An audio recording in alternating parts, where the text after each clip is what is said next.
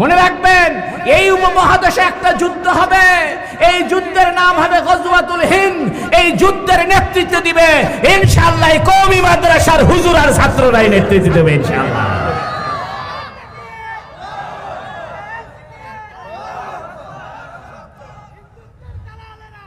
শোনেন, একটা কথা মনে রাখবেন, কোরআনের ভাষা অনুযায়ী মুশরিকরা সবচেয়ে খারাপ।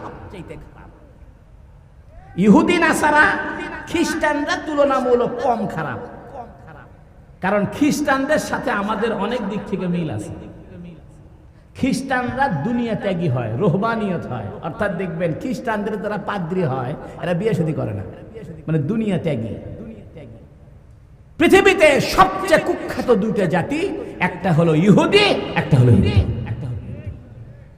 যেখানে ইহুদিদের যারা এজেন্ট, ওদের সাথে রয়ের দালালি আছে। তবে আমাদের দেশের হিন্দু ভাইদের কোনো বিপদ নাই। আমরা আপনাদেরকে বলি, আপনারা আমাদের সঙ্গে কাঁধে কাঁধ মিলে থাকবেন, একই দেশের নাগরিক আমরা, আপনাদের কোনো ভয় নাই।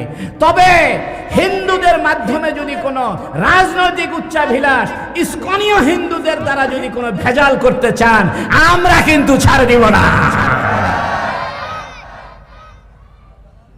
সাধারণ যারা হিন্দু ভাইরা আছে, সনাতনী হিন্দু, এদের সাথে ইসকনের দ্বন্দ্ব আছে। ইসকনের হেড অফিস আমেরিকায়, তারপরে ওদের অফিস ইসরায়েলে, বিভিন্ন লন্ডনে ওদের অফিস বিদেশে। যারা সনাতনী হিন্দু, এরা অরিজিনালি ইসকনের হিন্দুদেরকে পছন্দ করে না।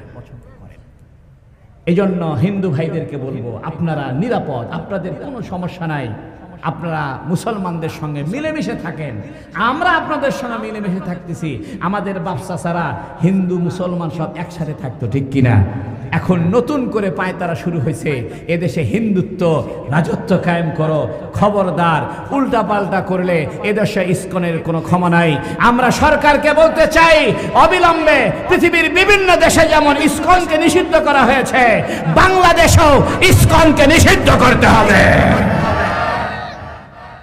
বন্ধুরা আমার, ফিতনা ঝড়ের মতো আসতেছে। ঝড় যেরকম ঘূর্ণিঝড় হয় কিয়ামতের আগে, সেরকম ফিতনা হবে। বর্তমানে সেই ফিতনা শুরু হয়েছে।